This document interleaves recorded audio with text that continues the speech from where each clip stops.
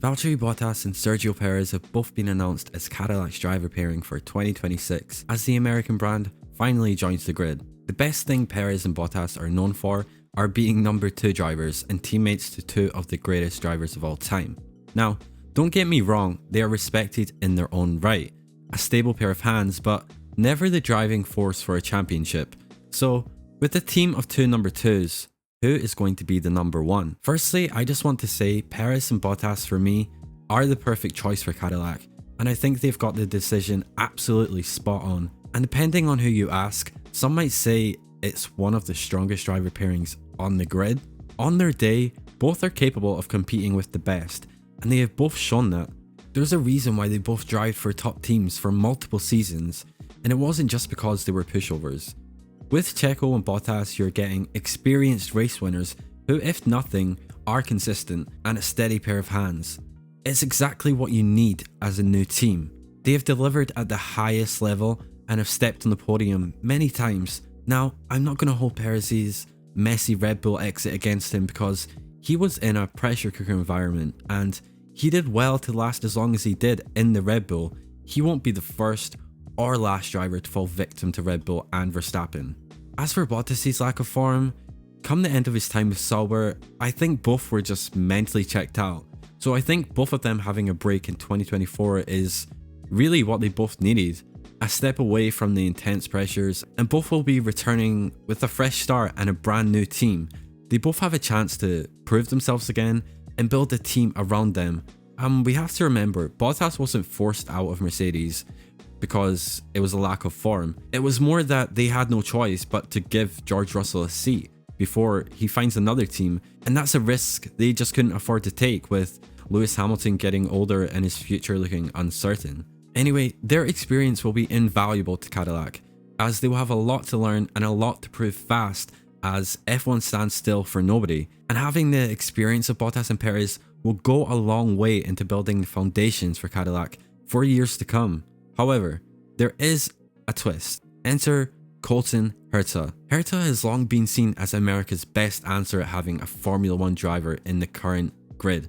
Colton Herta, the California-born driver who took IndyCar by storm, becoming the youngest race winner in the series at just 18 years old. With 9 victories and a fearless driving style, he's been called America's best hope for Formula 1. In 2022, he was linked heavily to an AlphaTauri seat, but the FIA refused to grant him a super license because IndyCar doesn't award as many points as Europe's feeder series, and this effectively slammed the door shut on his chances of joining F1. However, fast forward to now, and he is being heavily backed by Cadillac and doing what seems to be everything to make it happen. Herta is famously an IndyCar driver and has 9 wins under his belt, and he is known for his fearless driving. Now, with Cadillac entering the grid for 2026, Herta now has a real path into Formula 1. Cadillac clearly wants an American face to represent the brand globally. That's where Colton Herta comes in, and he's been signed as their official test and development driver for 2026. However, this is where it gets a bit tricky. Herta still doesn't have the required super license points required to race in Formula 1. He's still quite a few short.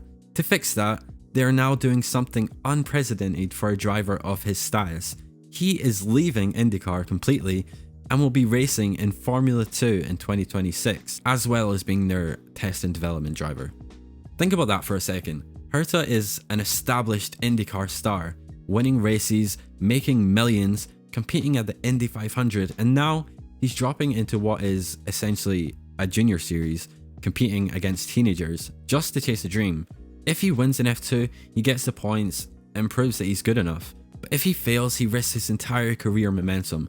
That's a pretty risky move, but it shows that he truly believes in himself, and many people believe he has the talent to do so. He was once teammates with Lando Norris before he chose to go down the American path, while Lando continued his momentum and entered F1, but now Colton Herta is kind of going back in time to try and get that F1 seat. So now I'm thinking, where does this lead to?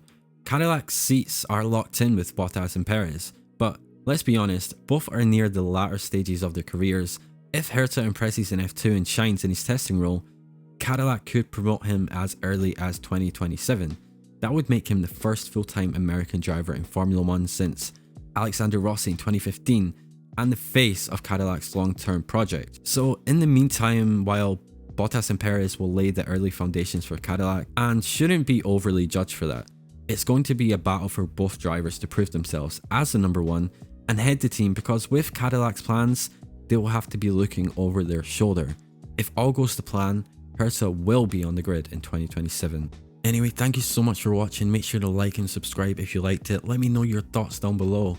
What do you think is going to happen with Cadillac's future? Do you think they made the right decision? Let me know what you think, and I'll see you in the next video. Bye.